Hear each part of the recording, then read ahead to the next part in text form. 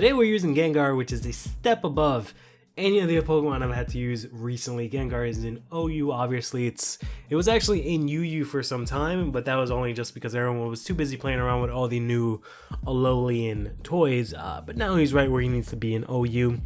Gengar is great because he has high speed and high special attack. There wasn't really much that I can really do to assist him. I do have, for example, the Hawlucha kind of works well with him because he's a flying type, and Gengar lost Levitate this generation, so he's weak to ground type attacks. So Hawlucha can come in and save him for that. Presumably the thought was that Gengar would get rid of ghost types and also psychic types, and then Hawlucha can come in and now that those types are gone, he doesn't have to deal with them. He can also come in and deal with the dark types that would come in and try to fuck up Gengar.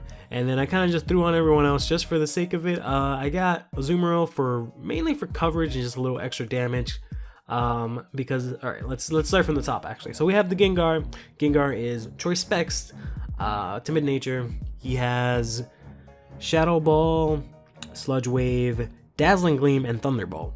Hawlucha has in Focus Sash. He's Unburdened, so he has the Swords Dance, Acrobats, High Jump Kink, and Poison Jab for some nice coverage there. It's a really nice set that I like using. The only problem is that Hawlucha has a little too good type coverage or defensive coverage, and also its defensive stats are a little bit better than I would like them to be, because sometimes it'll survive a hit. Like, I'm expecting it to just get wiped out and he'll just survive the hit just fine, and then the Focus Sash won't kick in, and then I won't be able to actually get the Unburden, and you know, etc, etc.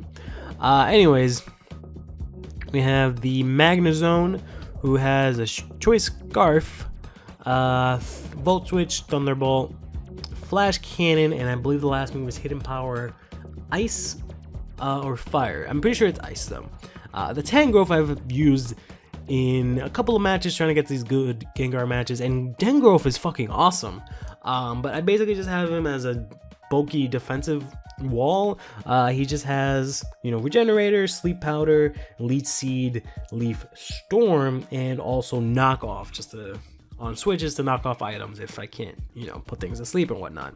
The Azumarill is Choice Banded, with the usual set of just Play Rough, Aqua Jet, Waterfall, and Super Power. And finally, the Salamence is Moxie with a Life Orb, and he has Dragon Dance, he doesn't have a Life Orb, he actually has the Fire Emblem Z. So he has the Fire Emblem Z with Moxie, and he has Dragon Claw, Dragon Dance, Fire Fang, and Earthquake. My opponent here has a rather offensive team with the Neoligo, the Gyarados, the Mega Lopunny, the Tapu Koko, the Scizor, and the Tapu Lele. All really strong, hard-hitting Pokemon, quite honestly. And defensively, I don't really have too much. So I go ahead and goes out for the Gyarados. Let's start off with my Defable. The Gengar here, he switches out. I go hit that thing with a Thunderbolt, the Scizor that's coming in, pretty much finish it off in that one hit. He switches out, going to Tapu Koko, who actually resists this, but takes nearly more than half from a resisted Thunderbolt. So he decides to use a U-turn again, goes out into Scizor, gets destroyed, loses the Scizor from the Thunderbolt, goes into the Lopunny here. I know it's going to go for the Fake Out and fuck me up, so I go into my Mossy here, who cakes the Fake Out really well. There's not really much this Lopunny can really do to me, so he switches out, goes into the Neoligo. I put this thing to sleep, but unfortunately, due to the electric terrain, it stays awake. And then there's rocks on my field. I hit this thing with a Leaf Storm, which doesn't do too much damage because unfortunately it has really high special defense, or not low special defense at the very least, and it finishes me off with a Sludge Wave and then gets the Beast Boost. After that, I go into my Salamence, who gets destroyed from the Hidden Power Ice and gets Beast Boost times 2. Now I go into my Hawlucha, knowing that it was the least faster, so I got rid of that.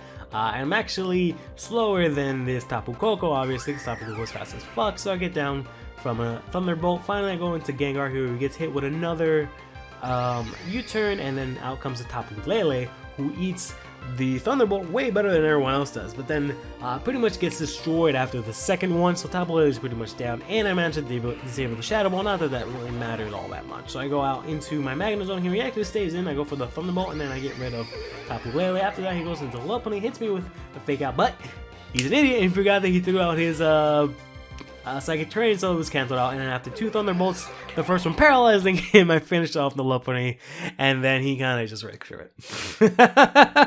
Which, I mean, it makes sense that he rage quit, because if you would have brought out the Tapu Koko, I might have either A, been faster than it, probably not, but B, I would have finished off with a Thunderbolt, because he couldn't finish me off. And finally, the Gyarados, I would just also finish that thing off with a Thunderbolt, so I get that. But I mean, I don't know. If he got rid of Magnezone, there wasn't really anything that I can do. Like, there were 0 things I could have done after Magnezone, because Azumarill could not do a damn thing to Tapu Koko or Gyarados. But whatever, it doesn't matter. Stay fresh.